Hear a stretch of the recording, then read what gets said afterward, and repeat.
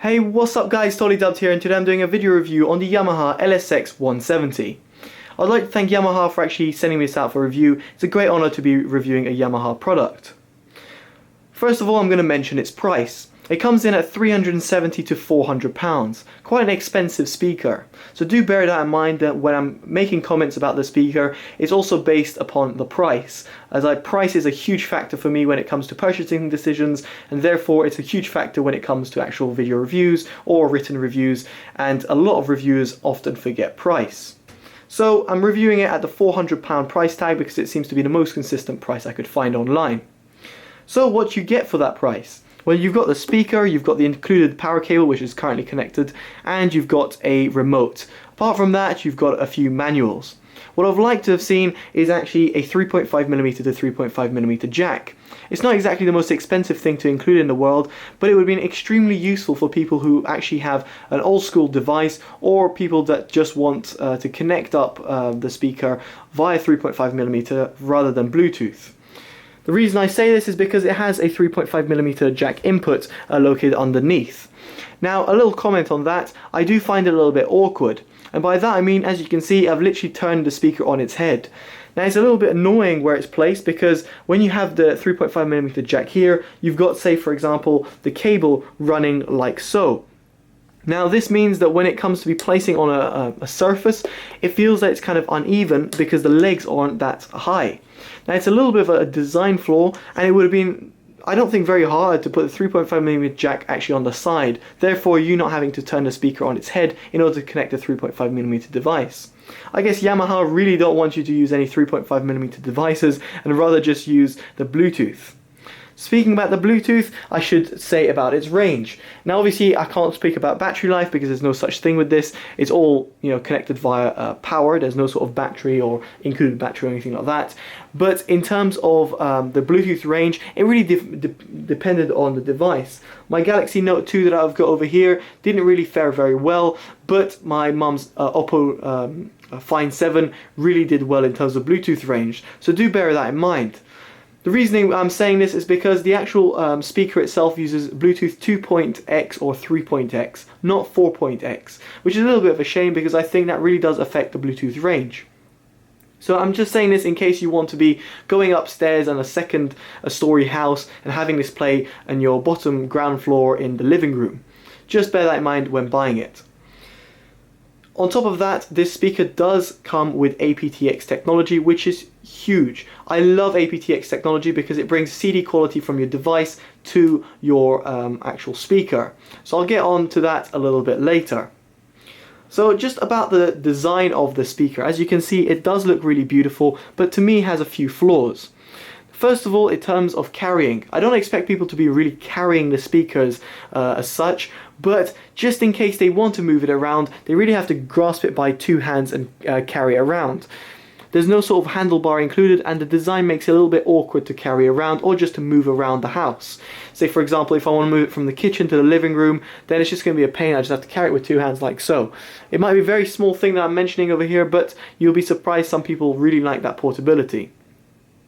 In terms of the design, it really does look beautiful. This comes in three different colors. You've got champagne, you've got bronze, and you've got black. The one I've got over here in front that you can see right now is the black version. Due to its really nice speaker design, you can see it's got a very beautiful design over here, and that really affects the sound quality. It's not just there for looks, and I will allude to that in the sound quality section and explain what that is there for. So you can also see that it's got very small lights around the side and on the speaker. I'm just going to turn off the lights in my room so you guys can try and see it in a bit of a better, in its full glory, let's put it that way. As you can see, it looks beautiful in any sort of environment you put it in. Right now it's sitting on my ugly carpet, but you put this next to, say, a TV or something like that, it looks absolutely sensational. The design really comes out on top over here, and the lights really aid it. In fact, it really does look a bit like a tube amp. The hue of the color right there really reminds me of a tube amp. At the top, it looks from like a UFO. So that's a speaker saying, "Stop operating me." As you can see at the top, it looks like a UFO, and it looks quite funny. So overall, I really do like the look of the device. It will look really beautiful in any sort of environment you put it in, and I think that if you were to impress your friends with your speaker, then this would definitely be a speaker that you can say, hey, look at my new speaker, look how it looks like. I think it looks phenomenal. Now, you heard those buttons right there, and that's because it it switched off because it got powered off. So you get these nice audio tones to say when it's connected or not. But what I found about the speakers, funnily enough, it turned off whilst I was playing with it, is that the button placement is a little bit awkward. I would like them to be a little bit more forward facing, and they're very much hard to see. So over here you've got the volume up and down. Over here you've got the on and off button. You've got the light switch. It also doubles up as a standby timer to turn on and off.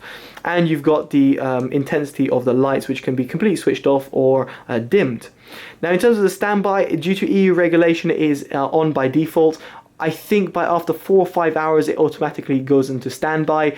You can disable it by holding the light switch for 10 seconds, then it disables that thing, which I've done it already because it kind of annoyed me when it came to burning in the speaker.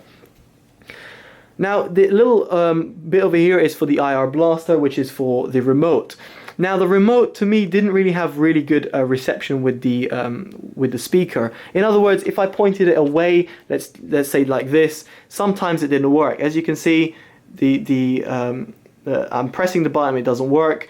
Even if I were to do it directly, it's still not working. It really has to be, well, kind of direct, straight to it for it to work.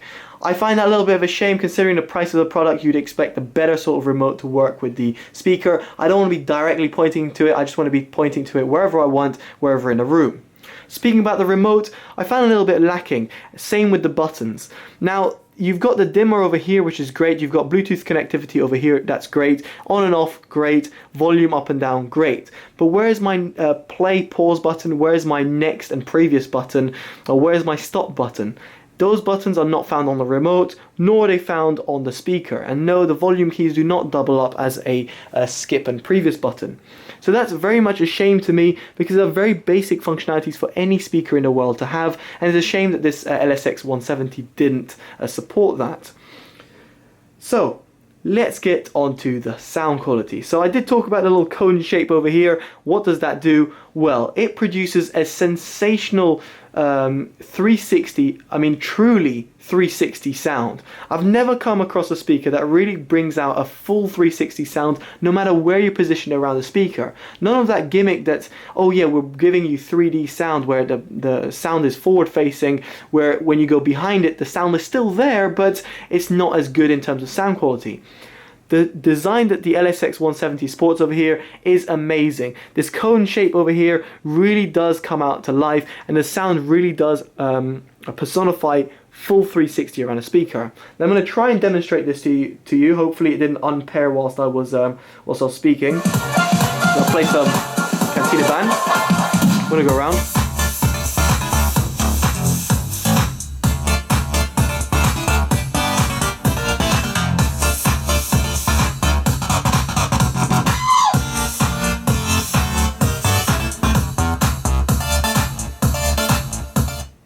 So as you're able to see, hopefully, and able to hear, whilst I was rotating the speaker around, it really didn't lose any sort of sound quality. Mids, bass, highs were all there as I was rotating the speaker. Sensational soundstage, great imaging, and great sort of percussions that come out from the speaker wherever you are in a room. So I really like that.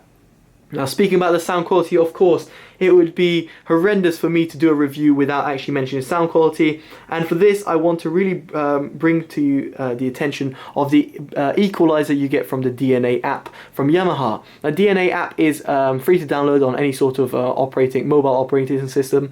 And what I want to show you over here is the fact that I actually EQ this speaker to make it sound a bit more neutral. The reason I say this is because I feel the low end is a little bit too prominent. And what you can see there, I dipped the low end by quite a bit. Now the bass response that you get on this is phenomenal. The sub bass really extends and rumbles. The mid bass gives a really, really nice slam. But because of that, the mids become overshadowed. It's not that the speaker is not capable in the mids, it's just it becomes overshadowed. So with a little bit of EQ, it sounds a little bit more flat. And despite it saying flat over here, I think it's very much the opposite. It sounds very much V-shaped out the box. EQ a little bit and you get a much more neutral sound. I gotta say, this is a bass heavy speaker, but it's not to say that it's bass heavy that you can't EQ it to make it less bass heavy. In other words, it is capable of producing magnificent mids and magnificent highs. So let me just play again the music there with the EQ, and I'm gonna go to flat, and then so hopefully you'll be trying to hear the difference. I don't know if the camera will pick it up, but let's see.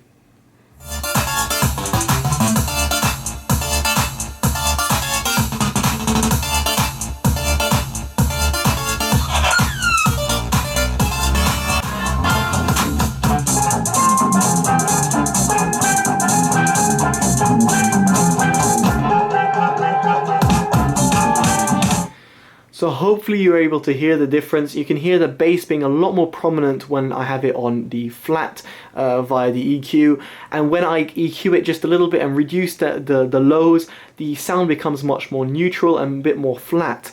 Now that's the type of sound I would expect and the type of sound I wanted from the speaker. So the mids are good, but after they're being EQ'd. Without being EQ'd out the box, it's a little bit bass heavy, and as I said, quite V-shaped. Now the highs are sublime. The highs coupled with the soundstage really do bring out the speaker's qualities. I feel that the sound comes from all over the place, and it's really being personified by a full 360 sound design. The highs are kind of bouncing off those cone-shaped speakers and really bringing out lovely crystal sounds that you hear. If you're going to be listening to songs with vocal, then it's going to be sensational. The mids, as I said, a little bit dipped, but with a bit of EQ, sound very nice. So overall, I think the sound quality is very good. It's not excellent, I wouldn't say that, because it's not very much neutral sounding speaker out of the box, but it is a good sounding speaker. Is it something I would value at £400 worth of sound? Probably not, but there's a lot you're paying for £400 rather than just a pure sound quality. What I'm trying to say that is that for £400 you could probably buy, well not probably, you can buy a cheaper, better sounding speaker set for a lot cheaper. However, due to its 360 sound, the Bluetooth functionality, and the fact that it absolutely looks sensational no matter where you put it, I can see why you're paying a little bit of a premium for that. So in other words, the sound quality is good, but it's not excellent to the point that I would say it blew me away.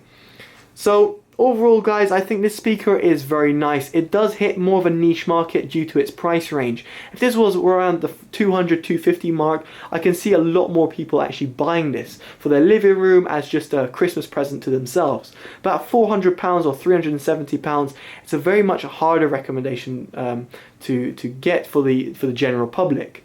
But people which are really looking for a stylish speaker that has Bluetooth functionality and sounds very good and also produces a 360 sound, then this speaker would probably be the best speaker for them to buy. But that is very much breaking down the market, and I feel that Yamaha are not really doing themselves that much of a favor at pricing it at £400. That is my personal opinion, and of course it depends. The high-end market, you know, you see people spending hundreds of thousands of pounds on speakers, so it really depends. But for me, I would have said if this was priced at 200 to 250, I can see a lot more people actually going out and buying this, not only due to its sound but also due to its design. So anyway guys, that's been it for the review. I think I've pretty much covered everything I could potentially think of. The only other thing, which is a slight note that I should just mention, I actually had a wattage meter with the cable over here, and with the lights off, so if I turn off the lights, then it gives it a 1.6 watts power usage. With music being played, it gives 1.8 watts. When I turn on the lights, it goes to 7 watts, 7 or so watts, and obviously with the with music playing, with the speaker playing, with the lights on, it's about 7.2 odd watts. So you can see it's quite an efficient speaker whilst actually playing. 0.2 watts is quite low for it to be using whilst music is playing. So great efficient speaker as well, so do bear that in mind in terms of your electricity bill. Just thought to mention it because some people might be worried, how much electricity does this actually use? Well, 7 watts, that's really nothing considering my lamp right now in the background is using over 25 watts. So there you go. Anyway guys, I've been Totally Dubbed. Hopefully you've enjoyed this video. If you have, make sure you give it a like, comment, subscribe, always helps. It would be lovely to know your comments below.